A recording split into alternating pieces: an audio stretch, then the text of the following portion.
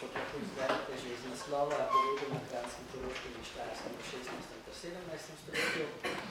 Zdaj, jaz sem si v svojem raziskovanju, sem zgodovinar, torej raziskovanje potekalo pretežno v arhivi, sem skušal odkriti zlasti na eni strani morfološke značilnosti živali na tem obdobju, v tem okolju, in na drugi strani živinorejske tehnike, ki prav tako vplivajo na same morfološke značilnosti živali. Zdaj, če mi pogledamo v literaturo, bomo dosti hitro opazili, da je to obdobje, saj kar se tiče prikaza živali, precej še ne raziskano, 16. pa 17. stoletje, v bistvu nimamo nekih dejanskih pogledov, kako so živali dejansko izgledale. Večinoma se je nekako vzelo stanje 19. stoletja in se potem projiciralo nekako v preteklost in se je skušal potem na podlagi tega dobiti, kako ne bi živali izgledale. Zdaj, nekako zgodnejša obdobja, se pravi obdobje antike, posrednjega veka, so sicer relativno v redu pokrite strani arheozoologije, recimo Gorotoška in se s tem ukvarja in potem v bistvu na podlagi osteoloških ostankov v bistvu gleda recimo velikosti, mase živali, tudi morfologijo kopit, recimo in oklo in podobnih stvari, rogov in podobnih stvari. 19. pa 20. stoletje je relativno veliko pokrito strani tudi etnologov in zgodovinarjev. Ravno to 16. pa 17. stoletje je bilo pa v večji meri v bistvu izpuščeno. Zdaj, jaz sem gradivo iskal v bistvu po slovenskih in tujih arhivih, primarno v bistvu Arhiv Republike Slovenije v Ljubljani, Nadškofijski arhiv, potem Pokrajinski arhiv v Mariboru, Koroški deželni arhiv v Celovcu in Štajerski deželni arhiv v Gradcu. Šlo je, kot lahko tako v bistvu beremo, večinoma za računske knjige, ki so jih producirali zemljiška gospodstva, potem za podložniške zapuščinske inventarje, se pravi, to je bilo, ko je nek podložnik preminil, je gospodstvo naredilo popis celotnega premičnega imetja nekega podložnika in ga vrednotilo. In tukaj so v bistvu vključene tudi živali. Zdaj, če imamo srečo, dobimo tudi kakšne popise, kako so te živali izgledale. Potem tudi graščinski inventarji so imeli tudi popisov živali, tudi v sodnih spisih bomo našli kakšne omembe in pa recimo v listinah Dvorne komore v Gradcu, ki je bila v bistvu odgovorna za ekonomske zadeve notranje Avstrije. Zdaj, k temu sem nekako za interpretacijo pritegnil v bistvu tudi priročno razumno gospodarjenje, to je šlo v bistvu za nekakšno malo da ne enciklopedična dela, ki so začela v nemško govorečem prostoru izhajati tam v 16. pa 17. stoletju in nekako vključujejo v bistvu vse veščine, ki jih rabi umni gospodar za uspešno gospodarjenje. In notri bomo v bistvu tudi našli nekatere živinorejske tehnike, tudi opise živali in podobno, so pa problematične, zato ker je v bistvu za zelo posplošene opise in je v bistvu z njimi bolj delovati v obratni smeri. Ne moramo mi trditev, ki jih avtorji v bistvu noter trdijo, jih ne moramo projicirati na neko območje, na katerega ne bi se nanašali, ampak obratno, ko bom pokazal v bistvu nadaljevanju. V arhivskih delih sem najdel kakšne živinorejske tehnike, ki sem jih potem v bistvu razložil vse pomočjo teh priročnikov za gospodarjenje. Zdaj, kot sem že povedal, v bistvu uporabil sem tudi analize niso moje, arheozooloških, to večino Gorotoška, Laslo Bartosjevič in pa Boktonin so to delali in pa potem sem si pogledal tudi malo slikovno gradivo, bili so recimo Almanah je na Kranjskem slikal in je tudi tako dobil povedal recimo pa Flurer. Potem pa imamo tudi panjske končnice, ki sicer izhajajo z nekoliko kasnejšega obdobja, ampak sem jih vendarle pregledal, če bi našel teh pomislitev. Zdaj, osnovna v bistvu, zgodovinski veri se v bistvu molčijo v večini primerov, najdemo poročili zgolj kakšne omembe barv in vzorcev, po drugi strani pa tudi mogoče občasno mase. In kot sem v bistvu že prej nakazal, so agronomi in zgodovinarji v 19. stoletju v bistvu nekako vzpostavili idejo, da ne bi se barvna struktura živali v bistvu izpostavila že nekako v pozni antiki, ko ne bi prišli slovanski prišleki in germanski prišleki in to ne bi v bistvu potem do 19. stoletja ohranilo neko. Lahko sem nekaj izkočil noter z enim vprašancem. To, ko pravi pravi svetlega enobarvnega goveda, a to meni sivo govedo lahko? Tudi sivo, ja, tako je. Tako, ne. In v bistvu gre za, recimo, večino avtorjev iz 20. in 21. stoletja so nekako povzemali po agronomih 19. stoletja, recimo Franz Pauchet, Kaltenegger, Adolf Stirner, ki je bil tudi v koncu 19. in začetku 20. stoletja. Ne. Zdaj tukaj, jaz sem našel v bistvu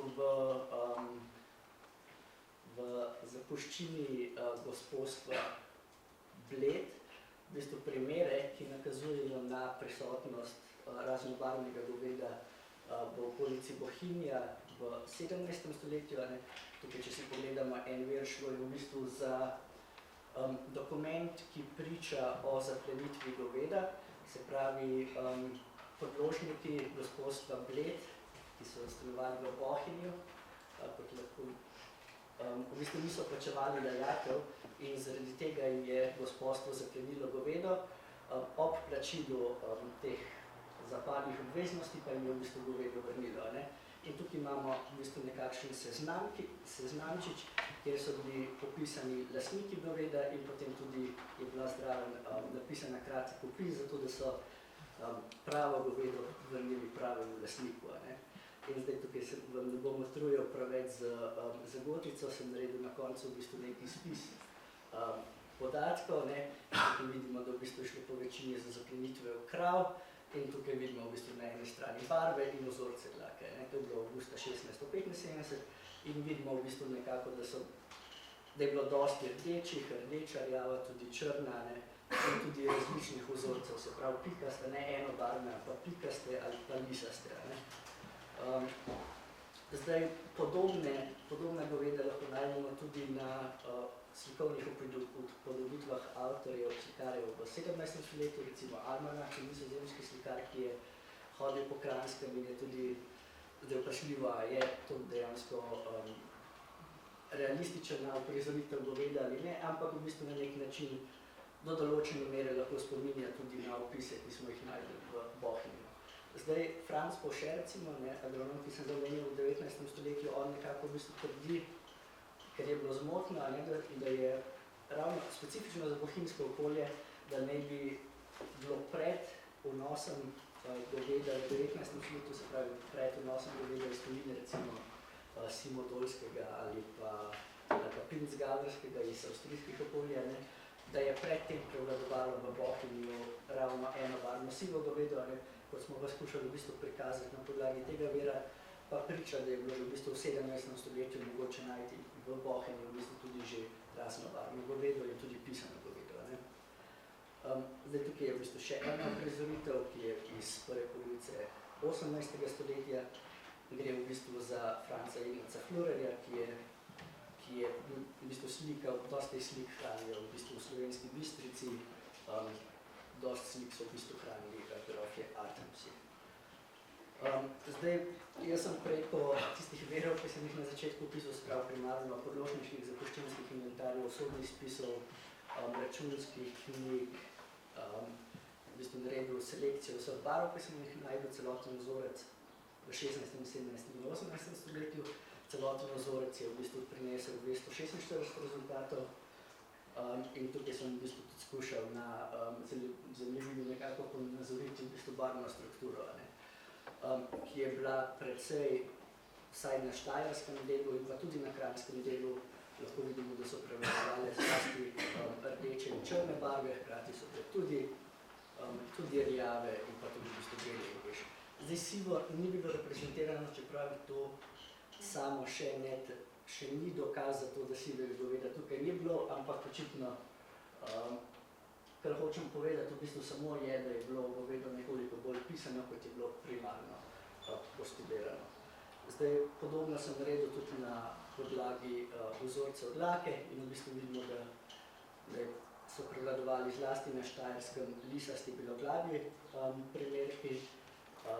Večino je bilo sicer neznanih vzorcev, ki so bili znani barvine, ampak vidimo tudi, da je bilo precej raznoliko govedo. Zdaj, to je en recimo primer podobnega goveda, kot je opisal štajerski agronom Hlubek v svoji publikaciji iz leta 1841 in v bistvu nakazuje na dosti veliko podobnost z živalmi, ki smo jih najdeli v 16., 17. in 18. stoletju. Zdaj, tukaj nas v bistvu zanima, kaj pa v bistvu nam te barve sploh povedal. Jaz sem tukaj skušal najti, kako so takratni sodobniki dejansko vrednotili barve, ali so jim sploh karkoli povedali, a so jih sploh selekcionirali ali karkoli podobnega. In v bistvu ravno v teh priročnikih za umno gospodarjenje v bistvu lahko preberemo, da so takratni sodobniki govedu različne barve pripisovali različne fizične lastnosti. Sprav, nekateri so bili bolj primerni za mleko, nekateri so bili bolj primerni za molžo in tako naprej. Potem našel sem tudi primerke, se pravi, upeljava goveda iz recimo švicarskega okolja naj bi se v večji meri zgodila še v 19. stoletju, ko so začeli pospeševati agronomijo.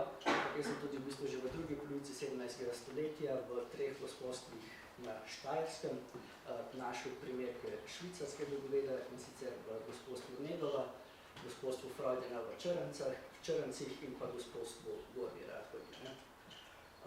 Tukaj, če pogledamo v bistvu kar inventar gospodstva Freudena iz leta 1705, v bistvu vidimo seznam, imajo v bistvu Šbajcer, Zeige, Ochsen, der Grossen, so 4, Šbajcer, Ochsen, der Kleinen, 2, Deutsche, Zeige, Ochsen, 2, a ne Deutsche, tukaj v tem smislu ne smemo razumeti kot nemški, izhajajoči iz nemškega okolja, ampak kot lokalno, v bistvu domače goveda, ker to je bil vendarle v tistem kontekstu nemški prostor.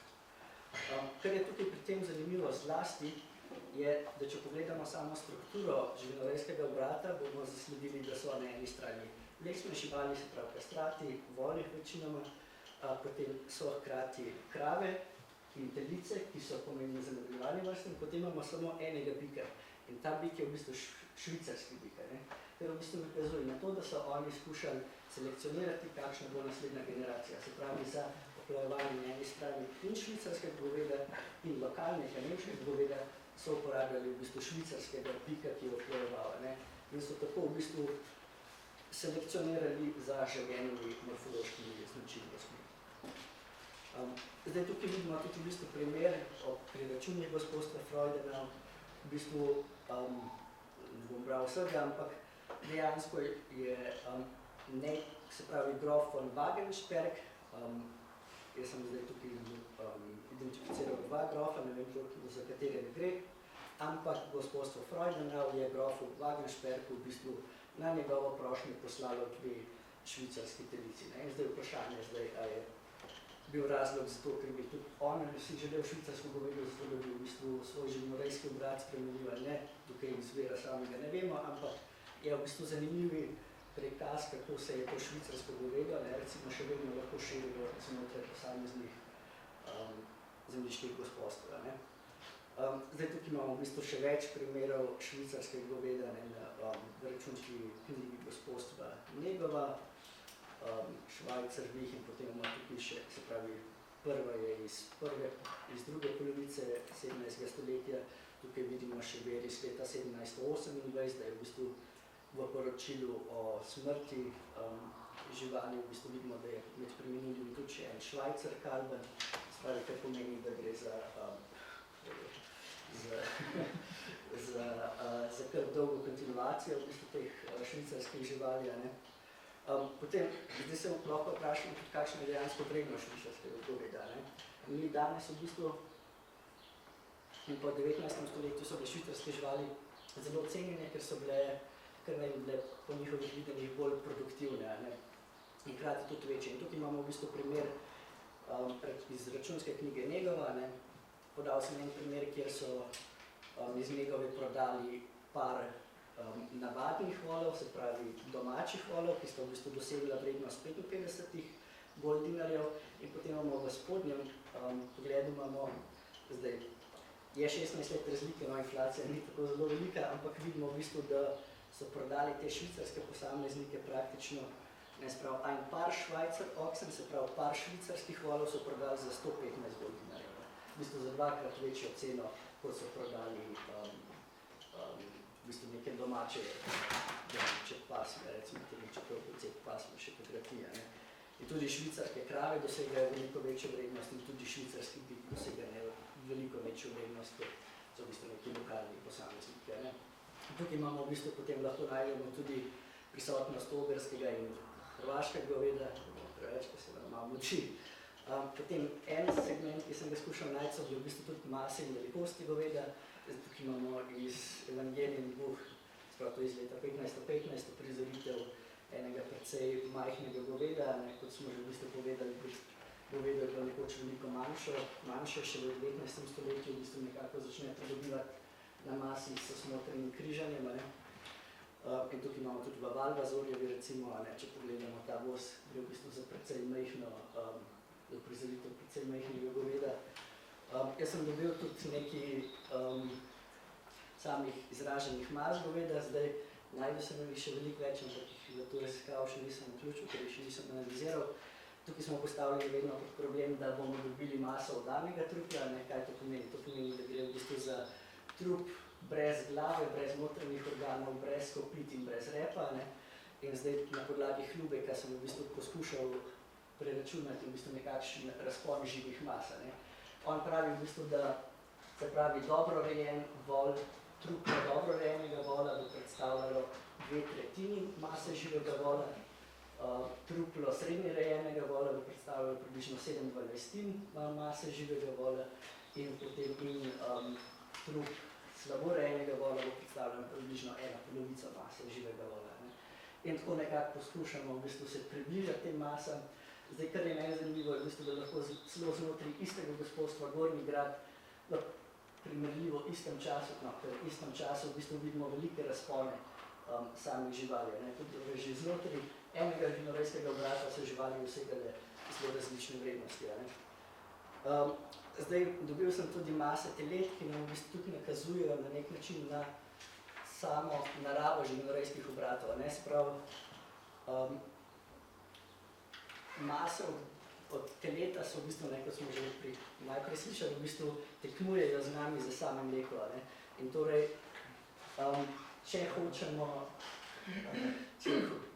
na podlagi samih mas oddanih telet, recimo, če imamo majhne mase oddanih telet, kot vidimo v teh okoljih, to nakazuje na to, da so hoteli teleta čim prej zaklati in so začeli v bistvu koristiti mleko od krave za v bistvu proizvodnjo mleka in mlečnih izdelkov. Tukaj sem v bistvu tudi delal preračune in poskušal in v bistvu prišel do sklepa, v bistvu mi to primerjal sem s standardnimi velikostmi, ugotovil, da so v bistvu teleta bila zelo hitro zaklana, zato da so čim prej začeli v bistvu izkoriščati mleko. Hkrati je bilo teleta tudi nujno zaklati, ravno zaradi tega, ker so iz encima v želodcu delali v bistvu sirilo za izdelovanje sera, v bistvu, ki je bilo nujno. Torej, ti si mogel dejansko skresli. Zdaj najdel sem tudi primere potem goveda kot mlečne živali, pojavili so se voli in krave, nekje sem najdel tudi zapis o biku, čeprav to je malo problematično. Ampak zanimivo so mi v bistvu opisi. Oni so govorili o tem, da voli za mleko ne smejo biti ne preveliki, ne premajhni, več srednje rasti in vzdržljivi. In to tudi v bistvu priča o tem, kako lahko sama živinorejska raba v bistvu vpliva na samo selekcijo živali in to, kakšne živali bojo pričakovane. In potem tudi samo skopljenje v bistvu vpliva tudi na sam razvoj živali, ob kateri starosti je bilo kaj, skopljeno in podobno. Potem tudi proizvodnja mleka, ponekod smo imeli, recimo, smo opažali molžo 3-krat dnevno, sprav zelo intenzivno, ko smo morali oddajati.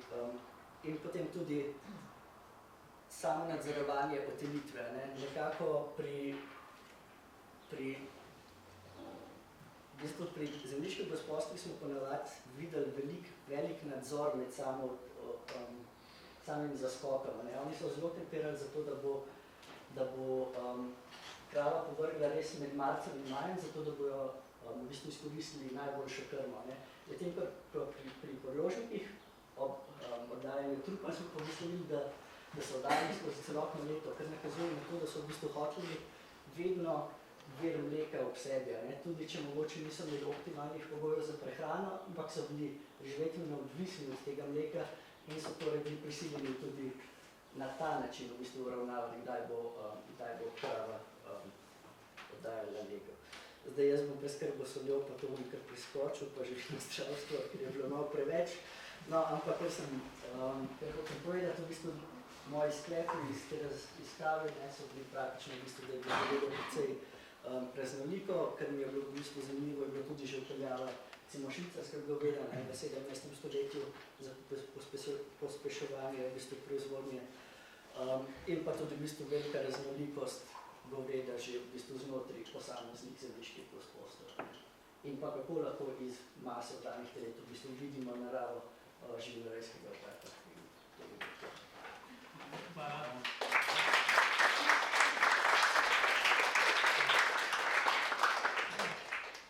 Hvala. Nekaj prosim za vprašanje, Bojan. Ja, jaz sem kar hiter se presnil, ker sem imel čim prej priložnost povedati, kako sem fasciniran na tem, da vas in navdušen na tem, da vas zanimajo take stvari. Kajti, kot zgodovinar verjetno veste, da celo agrarni zgodovinari, ki pišejo zgodovine kmetijstva in tako naprej, da nimajo praviloma nobenega zanimanja za živina, pa to zadnja stvar, ki zanima. Vsem drugem prej kot to živini. Tako da to, vi ste se tega lotili dejansko zelo natančno in zelo usmerjeni vprašanji, se pravi, ki zadevajo rabo živali, ki zadevajo dojenje, rejo živali, vključno selekcijo s temi praksami in tako naprej. Tle bi imel seveda vrsto stvari, ki bi rad vprašal ali pa komentiral, časa ni. Skratka, to mi je bilo čisto novo glede švicarskega goveda. Se pravi, da so že takrat recimo zgleda dovažali, najbrž ni nujno, da iz Švice, to govedo, ki je bilo razširjeno. Tega nisem povedal, ja, ampak v bistvu takrat sem najdel tudi v drugi polovici 17. stoletja tudi na Zgornjem Štajerskem in hkrati je takrat prva omemba švicarskega goveda na Ogrskem. In v bistvu tudi iz primera iz Zgornje Štajerske v bistvu nakazuje na to, da so se iz pristave do pristave šli. Da se pravi, na Češko recimo, kjer je bilo tudi v drugi polovici 17. stoletja, je prišlo iz Štajerske, specifično to je izraženo. No, druga stvar, ki bi jo še rad omenil, je pa to, pomenili ste ogrsko govedo. To je tisto sivo govedo z velikimi rodmi, ki je slavno. To je podolsko govedo. Tako je. In to gotovo veste, da o tem je med drugimi tudi ta naš pravni etnolog en članek napisal, kako me že imeno spomnim se. Sergej Vilfan, stano gledam imena. Skratka, to potovanje živine iz Madžarske pa z drugih koncev tam bolj proti zahodu, kjer so v bistvu šlo govedo za pol, veliko je šlo tudi čez slovenske deželje, in to je bilo, kakor jaz razumem, večjega ogrsko govedo, in obstajajo zdaj tudi, obstajajo študije o tem, ena mogoče, če ne poznate, bi vam jo priporočil od enega Bartosjevič, Hungarian Grey Cattle. Bartosjevič, če poznate. Skratka, in tudi so delali nekateri madžarski zgodovinarji v arhivu v Benetkah, kjer so izračunali, da so Benečani, recimo sami, mesto Benetke v tistem razponu 2 stoletij približno uvozilo par 100 000 podolskega goveda. Kar pomeni, da je bilo razširjeno, da so ga tudi doma uporabljali. In seveda, če pomislite na istrske boškarine, ki so ta tip podolskega goveda, bi jaz sklepal, da so morali priti po tej poti. Hkrati pa, če študirate te dokumente agrarnih italijanskih društev v Istri, ki so se ukvarjali tudi s plemenitenjem pasme, izboljševanjem pasme, pospeševanjem in tako naprej, imate lepo dokumentirano, da so uvažali semenske bike in semenske telice iz kampanje di Roma, iz kampanje, iz rimske kampanje, se pravi iz zaledja Rima, tisti kraji, ki so itak znani po govedu s temi fascinarnimi rogovi, ki so v bistvu bili podvrženi selekciji, ne, se pravi, izbirali so tiste, ki so imeli impozantne rogove, da so rogovi postavili selekcijo skozi generacijo, vse bolj impozantni, vse bolj veliki. Ne.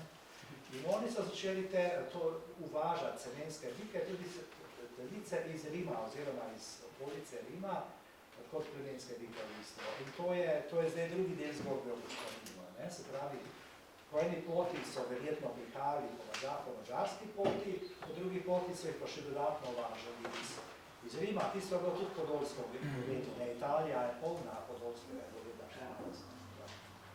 Tako da so to zelo zanimive poti. Ja, tako je. Ja, nisem bil prostora sploh, da bi še trgovino z obljesko in to vedelo. Če bi lahko samo jaz dodal še eno stvar, oziroma vprašal glede tega švicarskega goveda. Torej, na Bohinjskem, kjer ste omenili, so v bistvu v drugi polovici 19. stoletja upeljali tudi bohinjsko, torej tudi švicarski model sirarstva. Preko tolminskega, a je bilo govedo že, mislim, a se je takrat tudi zaradi tega so spreminjali tudi govedo, ali že pred tega, torej to švicarsko govedo? Mislim, glede tega ne vem, zaradi tega, ker je v bistvu veri zgodovinski so toliko zelo fragmentarni. Jaz dobim v bistvu samo za eno leto v bistvu en dokument in je potem v bistvu precej težko v bistvu karkoli več razbrati iz tega v bistvu. Tako ne bi v bistvu mogel odgovoriti na to vprašanje, če je. Miha. Mogoče malo izven teme, ampak zanima me te priročnike za umno gospodarjenje, kaj pravijo o hlevski reji. Ja, načeloma je vrednotijo kot boljšo, no? Ampak hlevska živinoreja v bistvu, to je pa celoten problem, v bistvu, ko se začnejo peljevati še nekoliko kasneje, v 18. stoletju v bistvu pod vplivom fiziokratsko usmerjenih intelektualcev, ki začnejo v bistvu prinoverati. To je v bistvu tudi v močni povezavi z samim prestrukturalizacijo v bistvu zemljišča. Včasih si imel srenjske pašnike, kjer so v bistvu kmetje skupaj pasli, potem se pa takrat v 18. stoletju začnejo v bistvu poskušati upeljevati, da bi srenjske pašnike v bistvu razdelili in takrat ne bi se tudi bolj to umne oblike hlevske živinoreje začele upeljevati. Ker je povezano z gnojem tudi pa tako naprej. Tako je. Pa tudi nujna je tudi recimo upeljava detelne, v bistvu, ki se zgodi potem v 18. stoletju, ki je bolj primerna v bistvu za hlevsko v bistvu pašno. Zdaj uporabil sem pa v bistvu te priročnike zato, ker sem jih v bistvu našel tudi v inventarjih zemljiških gospodskih na Kranjskem. Recimo Kostanje Vica in recimo od Hochberga priročni za umno gospodarjenje v leto 17. Je vprašanje, koliko so ga dejansko koristili, ne, ampak mogoče so ga dejansko brali.